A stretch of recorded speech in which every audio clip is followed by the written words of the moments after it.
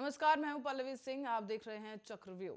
चुनावी दौर में दल बदल का चलन पुराना है, पर इस बार उत्तर प्रदेश में कई बड़े चेहरे अपना दल छोड़कर किसी और के खेमे से जा जुड़े हैं और अब इसी कड़ी में एक और नाम शामिल हो गया है। उत्तर प्रदेश की सियासत के सबसे जाने माने परिवार मुलायम सिंह यादव की बहू अपर्णा यादव आज बीजेपी की सदस्यता ग्रहण कर चुकी हैं। अपर्णा यादव समाजवादी पार्टी के संरक्षक मुलायम सिंह यादव की छोटी बहू है। उनका बीजेपी में जाना समाजवादी पार्टी के लिए किसी झटके से कम नहीं है। तो वहीं अब तक 15 से ज्यादा विधायक और मंत्री बीजेपी छोड़ चुके हैं। इस घटनाक्रम में राज्य के मुख्यमंत्री योगी आदित्यनाथ की मुश्किलें भी कहीं ना कहीं बढ़ गई हैं। आज चक्रव्यूह में इसी पर करेंगे, इसी बदलाव पर चर्चा करेंगे, लेकिन उससे पहले आपको एक बार दिखाते हैं क्या कुछ वो मंत्री हैं और विधायक हैं जो कि अपना खेमा छोड़कर दूसरी पार्टी की सदस्यता को ग्रहण कर चुके हैं। आपको एक बार दिखाएंगे उनकी तस्वीरें। ये बड़े नाम हैं जो आपको बता दें कि स्वामी मौर्य बीजेपी छोड़कर सपा का साथ थाम चुके हैं। इसके साथ ही आपको बता दें कि धर्म सिंह भी जो है अब सपा में वापस आ चुके हैं और इसके साथ साथ कई बड़े चेहरे यहां पर सामने आए हैं। पूर्व मंत्री स्वामी प्रसाद मौर्य, पूर्व मंत्री दारा सिंह चौहान और पूर्व मंत्री धर्म सिंह सैन, ये कुछ बड़े नाम हैं, चुनिंदा नाम हैं जो सपा की सदस्यता ग्रहण कर चुके हैं, सपा के खेमे में जा चुके हैं और इसके साथ ही लगातार पार्टी पर भी हमला कर रहे हैं। बीजेपी पर लगातार हमला हो रहा है। तो वहीं आपको बता दें कि बीजेपी पार्टी में जुड़ने वाले नेताओं में दो बड़े नाम जो यहाँ पर सामने आ रहे हैं, हरिओम यादव और अपर्णा यादव। अपर्णा यादव ने आज ही सदस्यता ग्रहण की है बीजेपी की और इसके साथ ही आपको सुनवाते हैं कि अपर्णा ने सदस्यता ग्रहण करते हुए पार्टी के बारे में क्या कुछ कहा।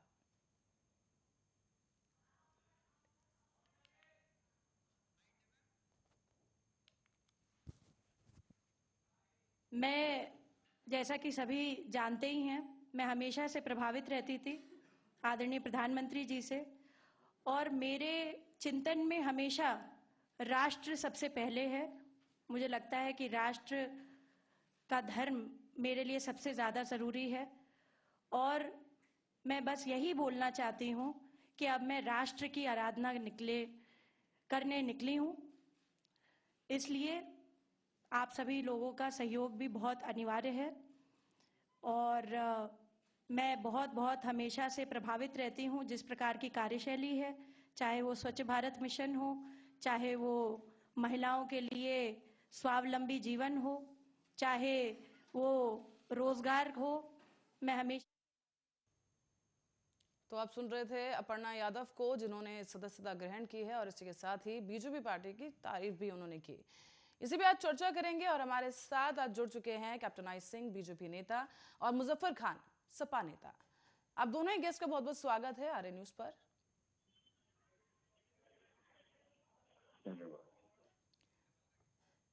सर, मैं आपको पूछना चाहूंगी, अब सबसे बड़ा सवाल यहाँ पर यह खड़ा हो रहा है कि समाजवादी पार्टी में एक बार फिर से असमंजस की स्थिति है। चाचा का साथ मिला तो बहू पार्टी से किनारा कर बैठी हैं और इसी के साथ ही अब एक बड़ी जो है सियासी खेल यहाँ पर देखने को मिल रहा है उत्तर प्रदेश में, जहां पर दल बदल की जो राजनीति है वो कहीं ना कहीं चरम पर है इस वक्त। किस तरीके से आप देखते हैं सर इसे? देखिए, जहां तक अपर्णा यादव जी का सवाल है, वो परिवार की बहू है और उससे ज्यादा वो कुछ नहीं थी जी। ना तो वो सांसद रही ना वो विधायक रही। और अगर आप कंपेयर करेंगे आदरणीय शिवपाल यादव जी से, तो वो लीडर है, उनको कोई चैलेंज नहीं कर सकता। तो बड़ा सवाल ये है कि आज आप देखिए बड़ी संख्या में भारतीय जनता पार्टी के विधायक और मिनिस्टर समाजवादी पार्टी में जो शामिल हुए हैं, वो आखिर क्यों हुए हैं? पर कहीं ना कहीं अपर्णा ने खुद ही अपने परिवार में यहाँ पर सेंधमारी कर दी है सर। एक बड़ा फैसला है, एक बड़ा चेहरा यहाँ पर अपर्णा का है जो कि बीजेपी में अब जा चुका है। कुछ नहीं है, ये तो आप लोग कह रहे हैं, मीडिया बना रहा है। मैं आपसे पूछ रहा हूँ, बताइए उनकी राजनीतिक हैसियत क्या थी, पॉलिटिकल खुद क्या थी? केवल नेताजी की बहू होना, ये इससे ये मायने नहीं लगाए जा सकते। आप समाज के लिए आपने कभी काम किया हो, समाज में आप समाज के लोगों के कहीं काम आए हो खुद पर्सनली, तो हमारा ये मानना है कि जो मौजूदा हालात है, आज उन मौजूदा हालात में बात होनी चाहिए। कोरोना की दूसरी लहर में किस तरह से लोगों ने सिसक सिसक के दम तोड़ा। सर, कोरोना की अगर आप बात कर रहे हैं तो कुछ दिन पहले आप ही की पार्टी पर जो है जब वर्चुअल संवाद हुआ था तो उस दौरान जो पार्टी ने कोरोना के नियम तोड़े हैं वो सबने देखा है। अखिलेश यादव खुद अरे माफी हमने मांग रहे नियम थे इस नहीं पर। तोड़े हैं, हम तो लोकतंत्र का पर्व मना रहे हैं, हम तो चुनाव की तरफ जा रहे हैं समाजवादी लोग। आप प्रधानमंत्री की जो जो मीटिंगें हुई हैं उनमें आपने नहीं देखा पश्चिम बंगाल में जो चुनाव चल रहे थे किस तरह से कोविड फैला हुआ था, दूसरी लहर में त्राही त्राही मची हुई थी, लोग दम तोड़ रहे थे, ऑक्सीजन नहीं मिल रहा था उनको, और वो जो है चुनाव में व्यस्त थे तो उनसे तो नहीं कहा चुनाव आयोग ने। तो ये जो रवैया है चुनाव आयोग का, ये सब देश की जनता और खास तौर से उत्तर प्रदेश के लोग अच्छी तरह से तो समझ रहे आप ये हैं। कह रहे हैं कि क्योंकि बीजेपी ने बंगाल में ऐसा किया इसलिए आपने उत्तर प्रदेश में ऐसा कर दिया? क्या आप ये हमने कह रहे कहा हैं? कि क्या भाई इससे सफाई दे रहे हैं? आप एक बात बताइए, आपके पार्टी दफ्तर पे अगर लोग टिकट मांगने आ रहे हैं तो उन्हें आना चाहिए नहीं आना चाहिए? आपकी पार्टी ज्वाइन करने अगर लोग आ रहे हैं ऐसे में दूसरा दल छोड़ के कहाँ जाएंगे वो, आप बताइए। लेकिन जहां तक सवाल कोरोना के प्रोटोकॉल का और उसको मानने का है, हमारे नेता राष्ट्रीय अध्यक्ष आदरणीय अखिलेश यादव जी ने, चुनाव आयोग ने तो बाद में चेतावनी दी है, मेरे नेता ने तो पहले ही कह दिया कि आप लोग जो है इसका प्रोटोकॉल का पालन करिए बिल्कुल कोविड का, और कहीं भी कोई किसी तरह की आपके जो नेता है ने कह दिया और लापरवाही नहीं आपके मानिए। नेता ही प्रोटोकॉल को तोड़ते दिखाई दिए। संभल में भी आप ही की सांसद विधायक रही हैं वो पिंकी जी, उन्होंने भी प्रोटोकॉल तोड़ा है, आचार संहिता का उल्लंघन यहाँ पर किया गया है। चलिए तो खैर, अब राष्ट्रीय कैप्टन आई सिंह अध्यक्ष जी जी ने बीजेपी प्रवक्ता हमारे साथ जुड़ चुके हैं। कैप्टन आई सिंह जी, बहुत बहुत स्वागत आर्य न्यूज में आपका। सर, धन्यवाद पल्लवी जी। सर, एक बड़ा चेहरा आज शामिल हुआ है बीजेपी में, मुलायम सिंह यादव के परिवार का ही बैलेंस थोड़ा डामाडोल यहाँ पर दिखाई दे रहा है। चाचा का साथ मिला तो अब बहू ने पार्टी से किनारे कर लिया है, बीजेपी के खेमे की सदस्यता ले ली है। तो किस तरीके से आप देखते हैं? पल्लवी जी, ये समाजवादी के लिए छोटा झटका नहीं, बहुत बड़ा झटका है।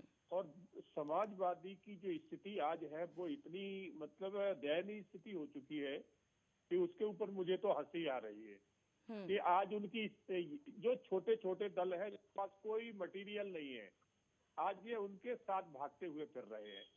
शिवपाल सिंह यादव इनके सगे चचा है, जिनको पहले बुलाया, इनके साथ मीटिंग करी, आज उनको भी नकार दिया है। उन्हें कह रहे हैं कि एक सीट देंगे, आपको चाहिए तो रहिए, नहीं आप जाइए।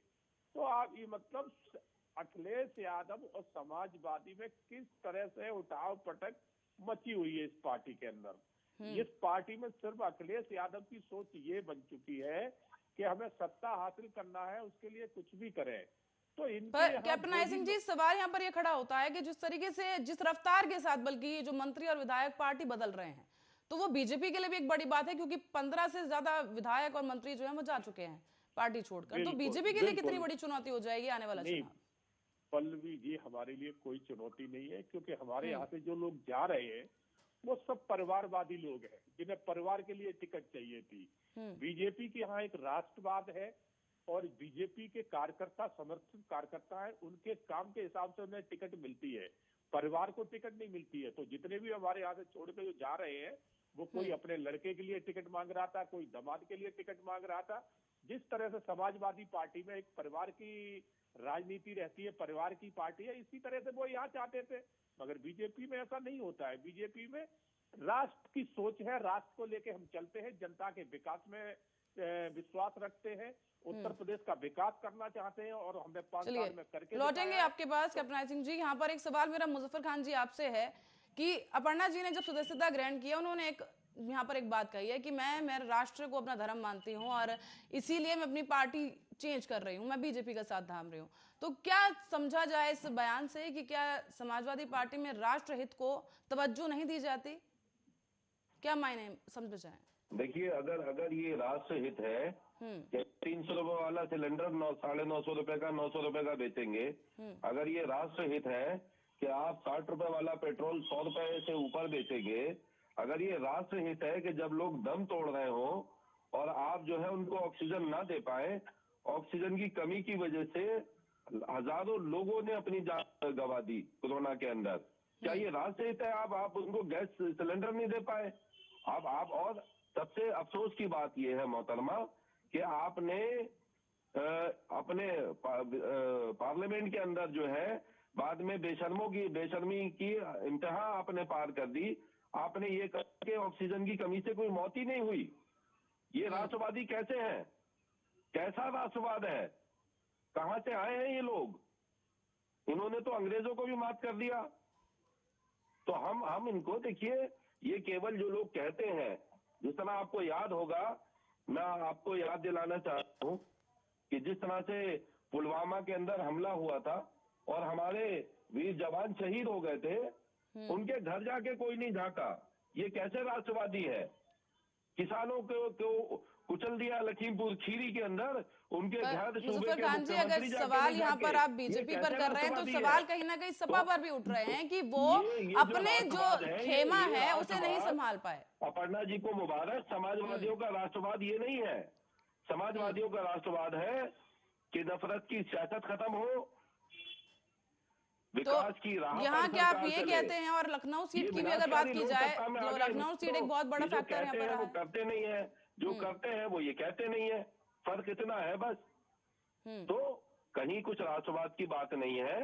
ये देखिए सब ये बहरूपीय हैं, ये रूप बदल बदल के बैठे हैं और जनता इनको अच्छी तरह समझ चुकी है। चलिए जवाब लेते हैं। कैप्टन आई सिंह जी, यहाँ पर राष्ट्रवाद की बात को लेकर मुजफ्फर खान जी क्या कुछ कह रहे थे, जवाब चाहेंगे? पल्लवी जी, अपर्णा यादव एक राष्ट्र हित की सोच रखती है। राष्ट्र में उनको विश्वास है, इस देश के कानून में विश्वास है, इस देश की जो हमारा। पर यहाँ कैप्टन आई सिंह जी एक बार फिर से सवाल बीजेपी पर ही उठ रहे हैं। महंगाई और बेरोजगारी और कोरोना के टाइम पर जो भी कुछ हुआ उसको लेकर भी कहीं ना कहीं जिस तरह की चूक जो रह गई है वो भी एक बड़ा मुद्दा यहाँ पर बना दिखाई दे रहा है। आप पल्लवी जी, मेरा सवाल तो आप पहले सुन लें पूरा।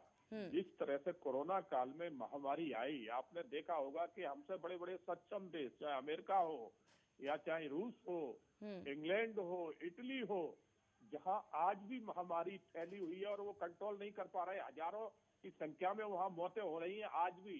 मगर हमारी सरकार ने, हमारे प्रधानमंत्री नरेंद्र मोदी ने जिस तरह से कोरोना काल में इस देश को संभाला है और जितनी जल्दी यहाँ वैक्सीन लेके आए, वैक्सीन लगाई, आज हमारे देश में 100 करोड़ से ऊपर लोगों को वैक्सीन लग चुकी है। 1 करोड़ प्रतिदिन वैक्सीन लगाई गई है। यहाँ तक हमने टारगेट बना के रखा था।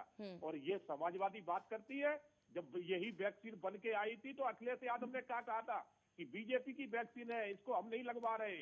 तो इनके कहने से कितने जो है ना, एक ऐसे वर्ग के लोग थे जिन्होंने वैक्सीन आज दिन तक नहीं लगवाई है और सही पूछो उन्हीं की मौत ज्यादा हुई है। तो इन मौतों का जिम्मेवार कौन है? अखिलेश यादव है, जिन्होंने वैक्सीन का विरोध किया था। और महंगाई की बात यह है कि कम महंगाई नहीं बढ़ी है। पेट्रोल की बात कर रहे हैं, अंतरराष्ट्रीय भाव के हिसाब से पेट्रोल बढ़ते हैं, सरकार में पेट्रोल के दाम नहीं बढ़ाती। आप झूठ बोल रहे हैं। आप देखिए पूरी दुनिया में कोविड की वजह से पेट्रोल की, तेल की कीमतें 2 साल से कहाँ रही है पूरी। अखिलेश यादव आज चुन के अपराधियों को टिकट दे रहा है। जितना अपराधी है देश को तोड़ने की बात कर रहा है, तो एक अपराधी इनका अभी गैंग स्तर में जो है पकड़ा गया है। मुजफ्फर खान जी बोल लेने दीजिए, आपकी बारी भी आएगी, आपके पास आएंगे अभी। जितने अपराधी हैं चुन के उनको अखिलेश यादव टिकट दे रहे हैं, क्योंकि अखिलेश का विजन राष्ट्रवाद नहीं है। उनका विजन है किसी तरह से इस देश को तोड़ा जाए, इस देश के संविधान को तोड़ा जाए। संविधान को वो नहीं मानते हैं, हमारे कानून व्यवस्था को वो नहीं मानते हैं, देश की सरकार। चलिए मुजफ्फर खान जी से जवाब लेते हैं। मुजफ्फर खान जी, यहाँ पर एक बड़ा आरोप यहाँ पे बीजेपी ने लगाया कि क्या जिस तरीके से अपराधियों को यहाँ पर टिकट दिया जा रहा है, बैकग्राउंड को लेकर यहाँ पर एक बड़ा सवाल खड़ा हो रहा है जो भी उम्मीदवार है। देखिए मैडम, ये कहते कुछ है और करते कुछ है। इनका कहना है अपराधियों को टिकट दिया जा रहा है। योगी जी तो कह रहे थे कि अपराधी उत्तर प्रदेश छोड़ के भाग गए। अपराधियों को टिकट पर जवाब दे रहे, हम तो जो कह रहे हैं वही कर रहे हैं। उत्तर प्रदेश में तो एक भी अपराधी नहीं होना चाहिए। ये झूठे लोग, ये तमाम, देखिए कभी ये कुछ कहते हैं, ये कुछ कहते हैं। जहां तक सवाल अपराधियों का है, विकास दुबे किसका आदमी था जिसको इन्होंने जो है अदालत तक नहीं पहुंचने दिया योगी जी की पुलिस ने? अरे हमने तो उसकी अदालत तक जाने देते, पता लग जाता कितने गुंडे बीजेपी का चोला ओढ़े घूम रहे हैं उत्तर प्रदेश के अंदर। समाजवादी ने इन्होंने बेगुनाह लोगों को योगी सरकार में उनको। कैप्टन आई सिंह जी बोल लेने दीजिए, फिर आपके पास भी आएंगे। कैप्टन आई सिंह, जैसे दर्शक समझ नहीं पाएंगे, एक साथ आप बोलेंगे दोनों तो। मुजफ्फर खान जी बात पूरी आप कीजिए। देखिए, वो जो होटल के अंदर एक बेगुनाह आदमी को इनकी पुलिस ने जाके ठोक दिया गोरखपुर के अंदर। आप बताइए, इस तरह से इन्होंने उत्तर प्रदेश में शरीफ लोगों के ऊपर हमले किए, शरीफ लोगों को इन्होंने जो है जगह जगह उनका इनकाउंटर किया। सैकड़ों जो है जो जो ब्राह्मण समाज के नौजवान थे उनको मार दिया बेगुनाहों को इन्होंने। और मुख्यमंत्री जी ने अपने ऊपर लगे हुए मुकदमे वापस ले लिए। ये कानून की बात करते हैं, संविधान की बात करते हैं, राष्ट्रवाद की बात करते हैं। अरे आप ईमानदार थे, आप अदालत में जाते, अदालत में फैसला होता। जो अपने ऊपर लगे हुए मुकदमे वापस लेता हो वो क्या राष्ट्रवाद की बात करेगा, वो क्या संविधान की बात करेगा। ये लोग बेनकाब हो चुके हैं और अभी इनका जाने का समय आ गया है। योगी जी को तो हम धन्यवाद देंगे, भारतीय जनता पार्टी के नेताओं को, कि उन्होंने पहले ही घर भेज दिया उनके वापसी। तो उनकी तो घर वापसी हो गई है, वो गोरखपुर चले गए हैं, मठ में रहेंगे, सब जानते हैं। खैर किसकी कहाँ वापसी हुई है वो तो चुनाव के बाद ही पता चल पाएगा, मतदान के बाद। लेकिन आपसे जानना चाहिए कि अखिलेश यादव के लिए ये पहला विधानसभा चुनाव उनका होने जा रहा है। मुख्यमंत्री रहते हुए हारे के नहीं हारे? सुन लीजिए, सवाल सुन लीजिए। समाजवादी पार्टी बाई इलेक्शन में जीती कि नहीं जीती लोकसभा सीट? तो ये लोग जो है, देखिए इन्होंने किया क्या है, ये साधु का चोला पहन करके इन्होंने तो धर्म को भी बदनाम किया है। इन्होंने जो साधु संतों को काम करना चाहिए वो काम ये खुद करते फिरे। ये काम जो है, हमारे देश में साधु संतों की कमी है क्या? आप जाके अयोध्या के अंदर दीप, क्या हमारे वहां पे साधु संतों की कमी है क्या? दीप जलाने मुख्यमंत्री पहुंच जाते थे। तो मेरा कहना ये है कि ये उसी तरह के साधु हैं कि आपको याद होगा कि जिस दिन सीता मैया का हरण हुआ था और रावण आया था तो वो साधु के भेष में आया था।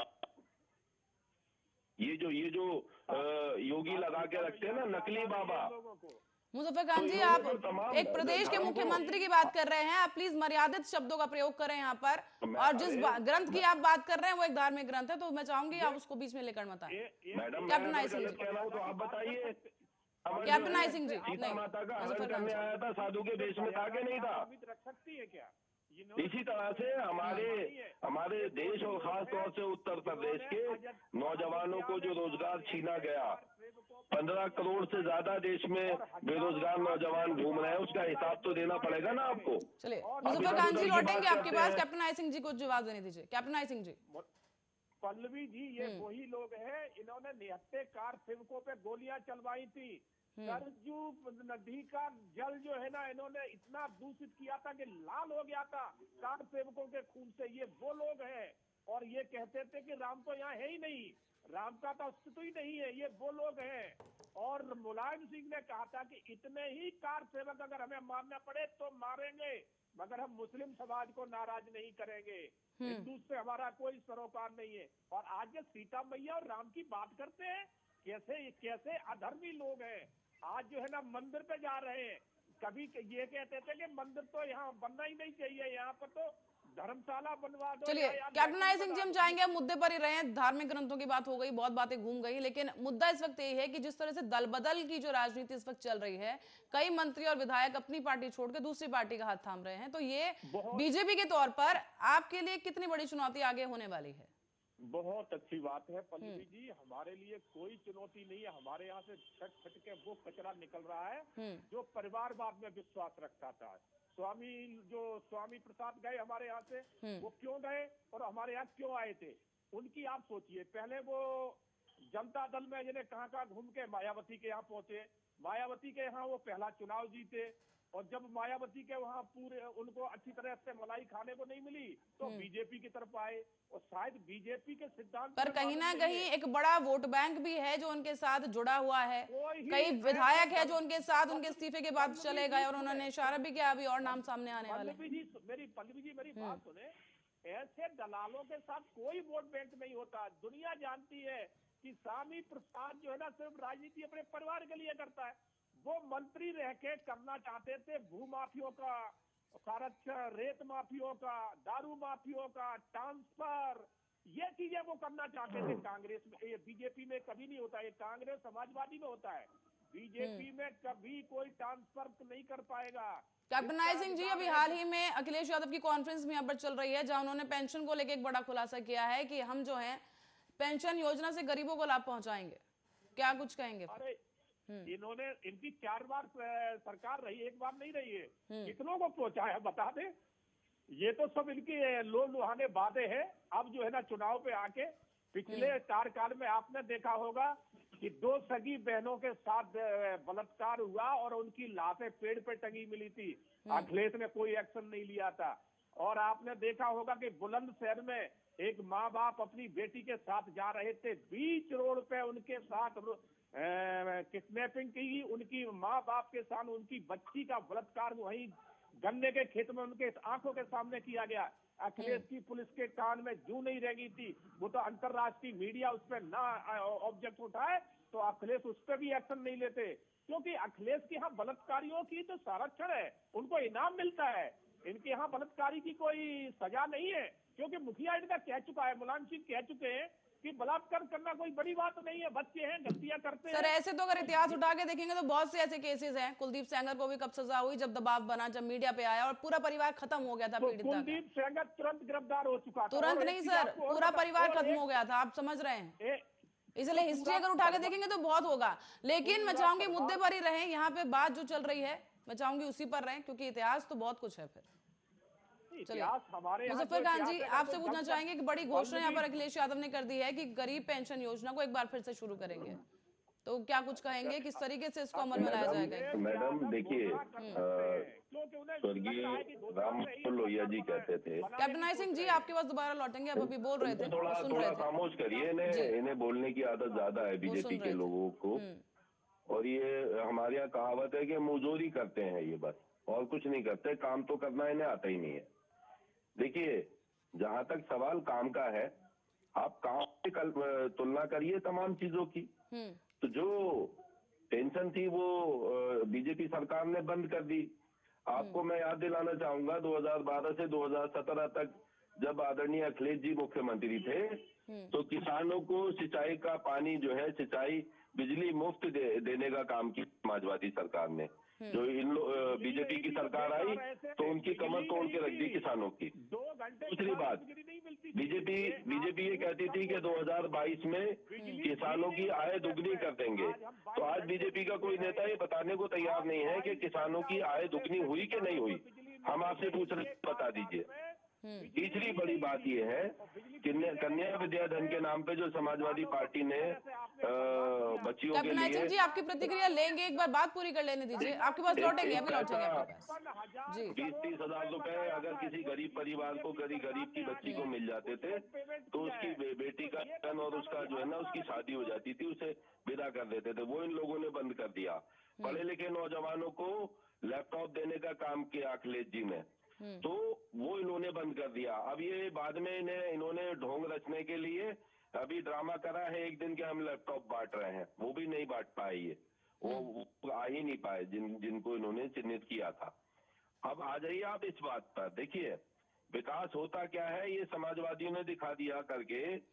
मैडम, आगरा से लखनऊ तक का 330 किलोमीटर का एक्सप्रेस वे केवल 23 महीने में मेरे नेता ने पूरा करके दिखाया। उस सेना के जहाज उतारे थे, आपको याद होगा। और उसके बाद लखनऊ के अंदर मेट्रो किसने चलाई सबसे पहले? उत्तर प्रदेश के अंदर ये मेट्रो को हमारे किए हुए कामों को का फीता काटती फिरी 5 साल योगी सरकार। चलिए कैप्टन नायब सिंह जी, सिर्फ शहरों का नाम बदल देने से विकास नहीं होता है।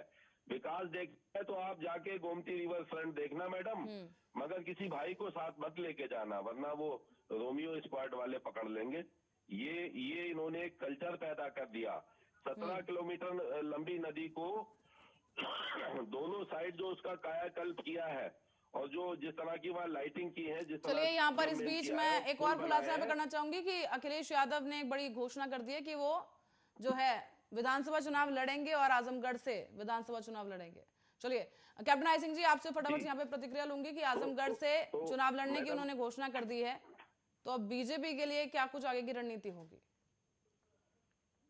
बीजेपी तो अपना जो एजेंडा है वो सार्वजनिक कर चुकी है। ये तो इन्हें सोचना अपने, क्योंकि इन्हें मालूम है कि चुनाव में इनकी कोई स्थिति नहीं है, इनके जो परिवार के लोग इनके साथ नहीं है, और इनके साथ जो जुड़ रहे हैं भूमाफिया, गुंडा एक्ट में इनके नेता पकड़े जा रहे हैं जिनको इन्होंने टिकट दिया है। जितना झरके उत्तर प्रदेश का गुंडा है वो समाजवादी पार्टी में आज टिकट लेके चुनाव लड़ने जा रहा है। तो ये तो गुंडों बदमाशों की पार्टी है, इन्हें राष्ट्रवाद से कोई लेना देना नहीं है। राष्ट्रवाद जानते ही नहीं क्या होता है, एक ही चीज जानते हैं कि गुंडागर्दी करिए, देश पे राज करिए। मगर अब देश जाग चुका है, अब इनके लोग लुहाने बातों में भ्रमित होने वाला नहीं है, क्योंकि अखिलेश सरकार का 5 साल का कार्यकाल देखा है किस तरह से लूट, गुंडागर्दी, बलात्कार हावी हुआ था। वो आज चलिए कैप्टन सिंह जी, जब स्वामी प्रसाद मौर्य ने समाजवादी पार्टी की सदस्यता दोबारा ग्रहण की है तो उन्होंने भी कई आरोप यहाँ पर बीजेपी पर लगाए हैं कि वो पिछड़ों को दरकिनार करते हैं। स्वामी प्रसाद है क्या?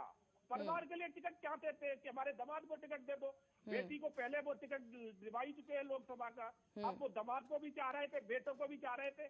बीजेपी में ऐसा नहीं होता है, बीजेपी में सिर्फ एक नेता के पास एक ही टिकट रहेगा।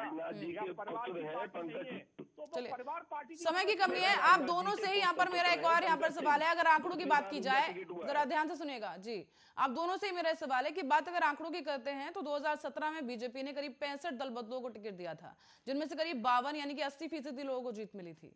इसके बाद सपा ने 2012 में 32 को टिकट दिया, जिनमें से केवल 14 दल बदलों को यानी कि 44% लोग जो जीत दर्ज कर पाए थे।